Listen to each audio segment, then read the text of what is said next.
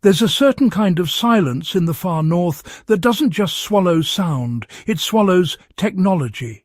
Engines quit, fuel thickens, batteries die like they've given up on life. Yet, in that same brutal quiet, a tiny Cold War device kept humming along for decades. No refueling, no sunlight, no moving parts. Just steady, stubborn power in a place where even steel shivers. And the wildest part?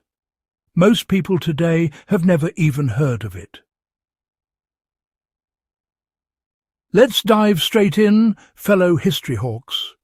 This is the story of the radioisotope thermoelectric generator, the RTG, an almost mythical piece of Cold War engineering that solved one of the toughest power problems the Arctic had to offer. Why the Arctic demanded something tougher than normal machines. During the tense years after World War II, both superpowers pushed deep into the high latitudes. Not because they liked the cold, but because the Arctic became a strategic crown jewel. Surveillance posts, weather stations, navigation markers, early warning radar. These weren't optional. They had to run.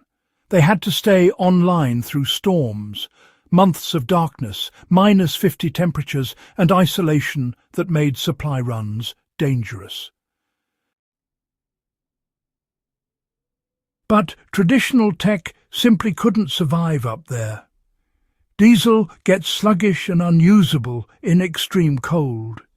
Solar panels are worthless when the sun vanishes for half the year. Batteries freeze, crack and drain to zero. Most generators need maintenance, and nobody could afford to land a plane every few weeks just to tighten bolts. That's where the RTG walked into the story like a quiet hero. How the RTG bent physics to win the Arctic. The beauty of this device was almost rebellious. It wasn't a battery. It wasn't a fuel tank. It didn't need spark plugs, gears, or anything that could seize up when the temperature dropped into the "why does this place exist" range. The RTG used the heat from decaying radioisotopes, constant, unwavering warmth, to generate electricity through thermoelectric materials. No flames, no moving parts, just a steady temperature difference that the generator converted straight into power. And here's the kicker. The Arctic cold, which crippled every other power system, made the RTG stronger. Heat on the inside, bitter cold on the outside. That sharp temperature gradient boosted efficiency, making Arctic RTGs some of the most effective on the planet at the time. Engineers loved them because they were the closest thing to set-it and walk-away technology. You could install one on a cliffside or an ice-locked island, and it would run for 10, 15, sometimes even 20 years without human hands touching it. Many were still functioning long after the Cold War had gone quiet. How RTGs shaped the hidden backbone of Arctic operations. You won't see RTGs mentioned in big Cold War documentaries, but these compact power sources were the silent partners behind remote installations. They kept lighthouses glowing along northern shipping routes that saw more storms than ships. They powered unmanned weather outposts that fed data into global forecasting systems. They quietly maintained communication relays when everything else froze solid. They allowed early warning detection networks to function during the dead of winter, when aircraft couldn't fly and maintenance crews couldn't reach them. Time and again, teams returning to deactivate old Cold War sites were shocked to find the RTGs still working, decades later, uncaring about the politics that had long since moved on. It's an example of engineering with one prime directive: survive the environment, no matter what. What survivalists and off-grid builders can learn today is, well, honestly quite fascinating. Now, you can't just go build an RTG at home. Thankfully, international regulations keep dangerous materials where they belong. But the philosophy behind these devices is incredibly practical. The first takeaway is the power of thermoelectric generation. Even on a small, safe scale, you can recreate the principle.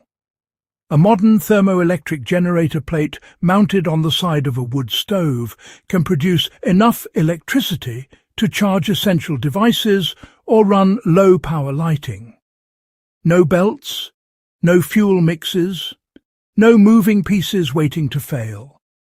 That's the Cold War mindset distilled into everyday off-grid living.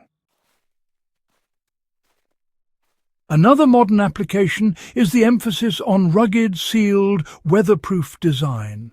Think of your off-grid system as if winter maintenance won't be possible for months. Build insulated battery housings. Use simple wiring paths. Keep all critical components shielded from water, ice, and wind.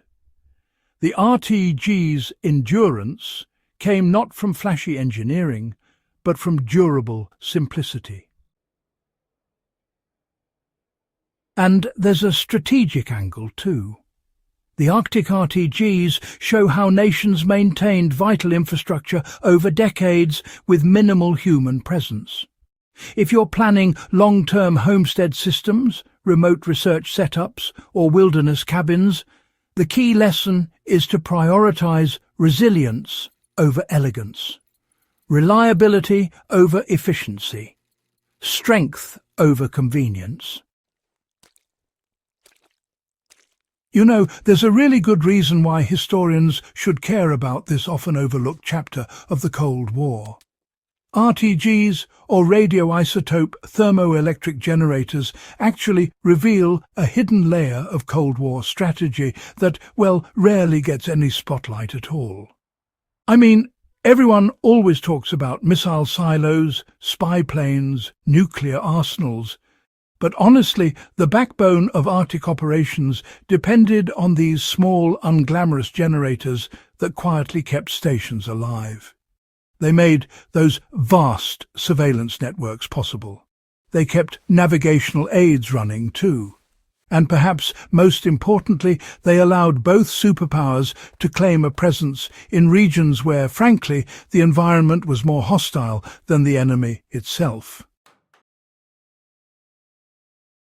When we study Cold War history, we often focus on grand geopolitical moves. But, you know, RTGs remind us that sometimes history shifts because someone solved a brutally practical problem. How do you keep equipment alive in conditions that try to kill it? That question shaped parts of the Arctic front just as much as diplomacy or military force.